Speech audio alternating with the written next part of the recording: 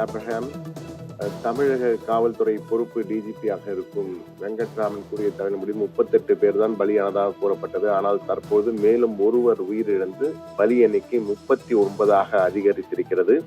இதிலே 30 பேரின் உடல்கள் அடையாளம் காணப்பட்டிருக்கின்றன. இந்த சூழ்நிலையில் தற்பொழுது அங்கிருந்து வரும் தகவல்கள் மேலும் நம்மை அதிர்ச்சியில் ஆழ்த்துகின்றன என்றுதான் கூற வேண்டும். 12 பேரின் நிலைமை கவலைக்கிடமாக இருக்கிறது. அரசு மருத்துவமனையில் மற்றும் சில தனியார் மருத்துவ சிகிச்சை பெற்று வருவரில் 12 பேரின் நிலைமை கவலைக்கிடமாக இருக்கிறது என கூறுகிறார்கள். ஐசியூவில் மட்டும் தீவிர சிகிச்சை பிரிவிலே 40 பேர் சிகிச்சை பெற்று வருகின்றனர். தற்போது நமக்கு அங்கிருந்து மருத்துவர்கள் சொல்லும் தகவலை பார்க்கும்போது இந்த பலி எண்ணிக்கை என்பது 39 என்பது 43, 45 வரை கூட செல்லலாம் என்று அச்சப்படுகிறார்கள் மருத்துவர்கள். அவர்களுக்கு உரிய சிகிச்சைகள் அளிக்கப்பட்டு அவர்கள் உயிரை காப்பாற்ற முழு முயற்சிகள் எடுக்கப்பட்டு வருகின்றன.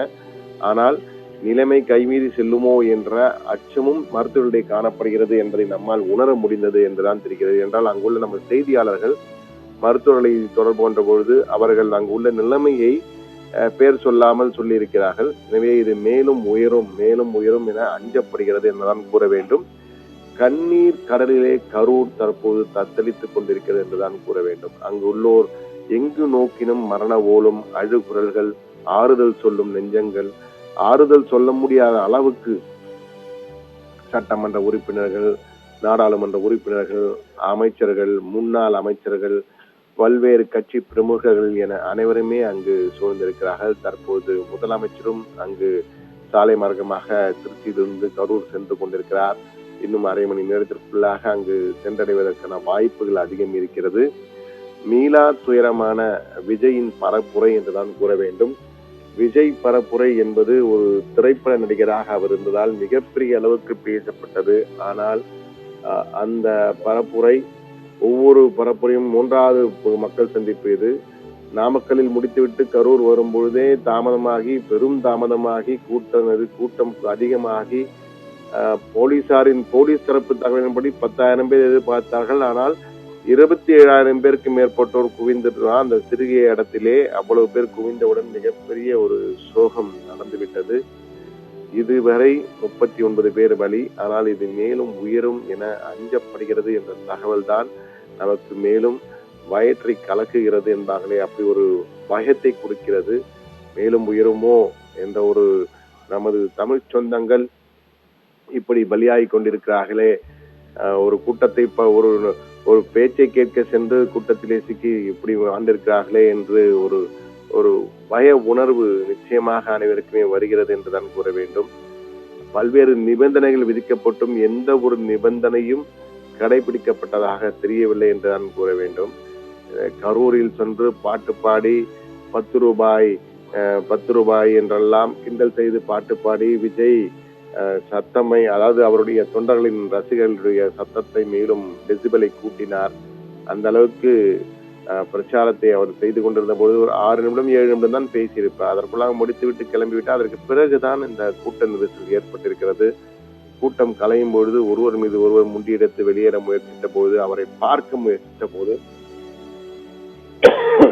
இந்த பெரும் துயரம் அடுத்தடுத்து சங்கிலி போல ஒருவர் மேல் ஒருவர் இந்த சோகம் நடைபெற்றிருக்கின்றதுதான் கூற வேண்டும். தற்போது பல்வேறு அரசு அதிகாரிகள் என பலரும் அங்கு தொடர்ந்து அவரவர் பாணியிலே ஆறுதல் சொல்வது, உதவிகள் செய்வது என செய்து கொண்டிருக்கிறார்கள். அந்த காட்சிகள் அந்த சவ கிடங்குகளின் வாசல்லே உற்றார் உறவினர் என பலரும் குவிந்து அங்கு அழுகுரல் காணப்படுவது உண்மையிலே மனத்தை கணக்க வைக்கிறது என்றுதான் கூற வேண்டும். கரூர் துயரம் காரணமாக உயிரிழந்தோரின் குடும்பத்திற்கு தலா 10 லட்சம் ரூபாய் வழங்கப்படும் என தமிழக அரசு அறிவித்திருக்கிறது. காயமடைந்தோருக்கு 1 லட்சம் என அறிவித்திருக்கிறது தமிழக அரசு.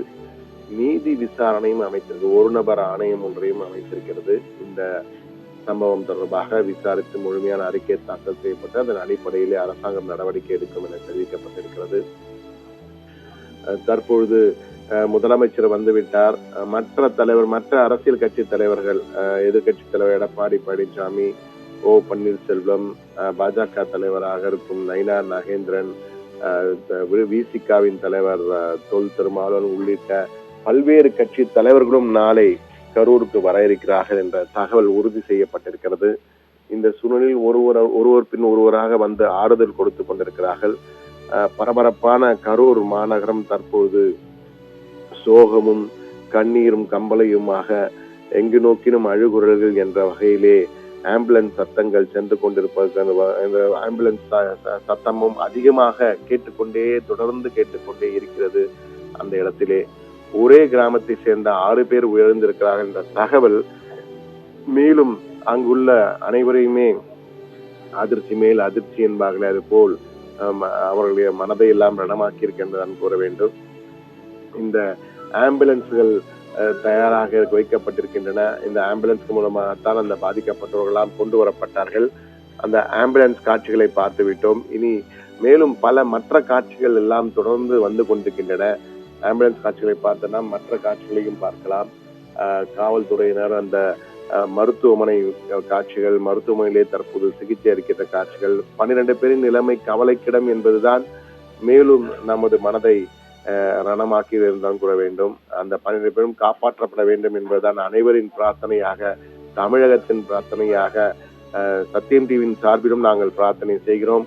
அதே போன்று இந்திய அளவிலும் அந்த பிரார்த்தனை இருக்கிறது. குடியரசுத் தலைவர், பிரதமர், துணை ஜனாதிபதி உள்ளிட்ட அனைவரும், எதிர்கட்சி தலைவர், காங்கிரஸ் தலைவராக எதிர்கட்சி தலைவராக இருக்கும் ராகுல் காந்தி, மல்லிகார்ஜுன கார்கே உள்ளிட்ட மற்ற மாநில முதலமைச்சர்கள், கேரள முதலமைச்சர் பினராயி விஜயன், கர்நாடக முதலமைச்சர் சித்தராமையா உள்ளிட்ட பலரும் தங்களுடைய ஆழ்ந்த இரங்கலை தெரிவித்தது மட்டுமன்றாமல் வேண்டிய உதவிகள் செய்யப்படும் என கூறியிருக்கிறார்கள். மத்திய உள்துறை அமைச்சர் அமித்ஷாவும் முதலமைச்சர் ஸ்டாலினுடன் பேசி மத்திய அரசின் சார்பாக அனைத்து உதவிகளும் செய்யப்படும் என உறுதி அளித்திருக்கிறார். முதலமைச்சர் முதலில் பலி எண்ணிக்கை குறைவாக இருக்கும் பொழுது அவர் சென்னையிலிருந்து ஆலோசனை நடத்தி கொண்டிருந்தார். பலி எண்ணிக்கை குறித்த தகவல்கள் கேட்டவுடன் உடனடியாக கரூரை நோக்கி விரைந்திருக்கிறார். திருச்சியிலிருந்து சாலை மார்க்கமாக தற்போது முதலமைச்சர் அங்கு கரூருக்கு சென்று கொண்டிருக்கிறார். கரூருக்கு சென்று அங்கு உள்ள பாதிக்கப்பட்டவர்களை நேரில் பார்த்து ஆறுதல் கூற இருக்கிறார். ஆறுதல் கூறுவது மட்டுமல்ல, நிவாரண உதவிகளும் அளிப்பதற்கு அவர் திட்டமிட்டிருக்கிறார். அதன் பின்னர் அங்கு செய்தியாளர் சந்திப்பின் பொழுது அதிகாரப்பூர்வமாக எத்தனை பேர் உயிரிழந்திருக்கிறார்கள், எத்தனை பேர் காயமடைந்திருக்கிறார்கள், என்ன நடந்தது என்பது குறித்து முதற்கட்ட தகவல் அனைத்தையுமே முதலமைச்சர் செய்தியாளரிடம் கூறுவதற்கு வாய்ப்புகள் இருப்பதாக சொல்லப்படுகிறது.